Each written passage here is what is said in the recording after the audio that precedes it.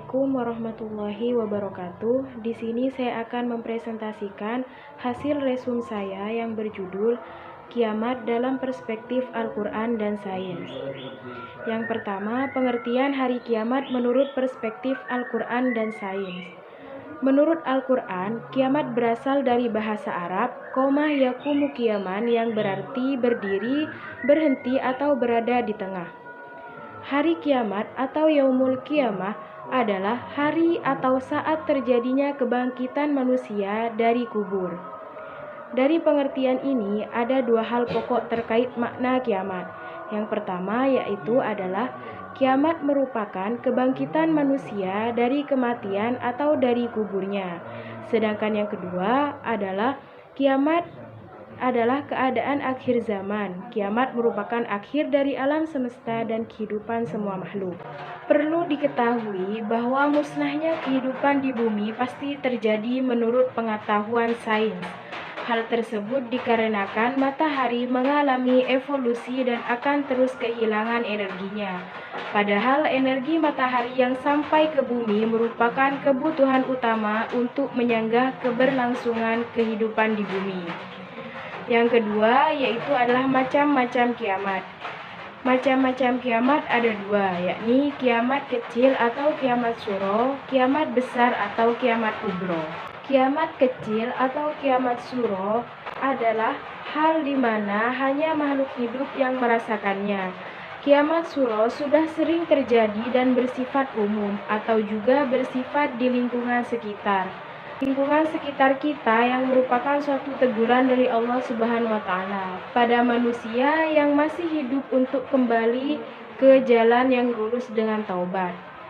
Contohnya yaitu contoh dari kiamat kecil adalah seperti kematian setiap saat, banjir bandang, angin puting beliung, gunung meletus dan lain sebagainya. Sedangkan kiamat kubro adalah masa kehancuran seluruh alam semesta secara massal dan berakhirnya kehidupan alam dunia serta hari mulai dibangkitkannya semua manusia yang sudah mati sejak zaman Nabi Adam sampai manusia terakhir.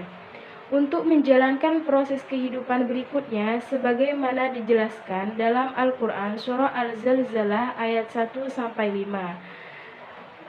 Bunyinya, A'udzu billahi minasyaitonir rajim. Bismillahirrahmanirrahim. Idza zulzilatil ardu zilzalaha wa akhrajatil ardu athqalaha wa qala al insanu ma laha yawma idzin tuhadditsu akhbaraha bi anna rabbaka awhalaha. Yang artinya, apabila bumi diguncangkan dengan guncangan yang dahsyat dan bumi telah mengeluarkan beban-beban berat yang dia kandungnya, dan manusia bertanya, apa yang terjadi pada bumi ini? Pada hari itu, bumi menyampaikan beritanya karena sesungguhnya Tuhanmu telah memerintahkan yang sedemikian itu padaku. Yang ketiga yaitu tanda-tanda kiamat menurut Al-Quran dan Sains.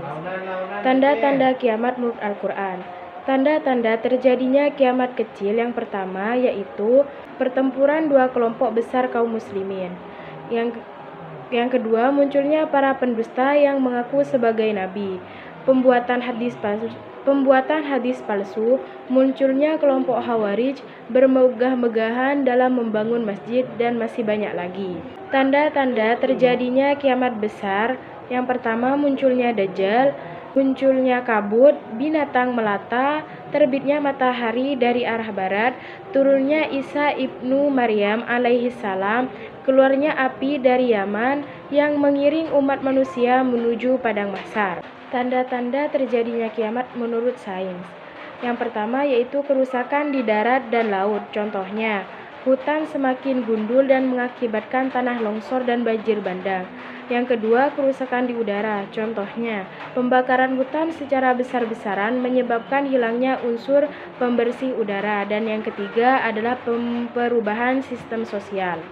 Proses terjadinya kiamat menurut perspektif Al-Quran dan sains. Proses terjadinya kiamat menurut Al-Quran yakni pertama kali yang terjadi pada hari kiamat ditiupkannya sangkakala atau trompet, yakni alat yang digunakan untuk mengumpulkan atau memanggil sekelompok orang dan banyak yang beranggapan bahwa yang terpenting bagi setiap muslim adalah harus percaya bahwa ada waktu yang telah ditentukan oleh Allah Subhanahu wa taala yang tidak satu makhluk pun mengetahui kapan datangnya, di mana manusia akan dibangkitkan oleh Allah Subhanahu wa taala untuk mempertanggungjawabkan amalnya masing-masing. Sedangkan proses terjadinya kiamat dalam sains adalah hancurnya bintang dan planet serta terjadinya gunung meletus dan gempa bumi.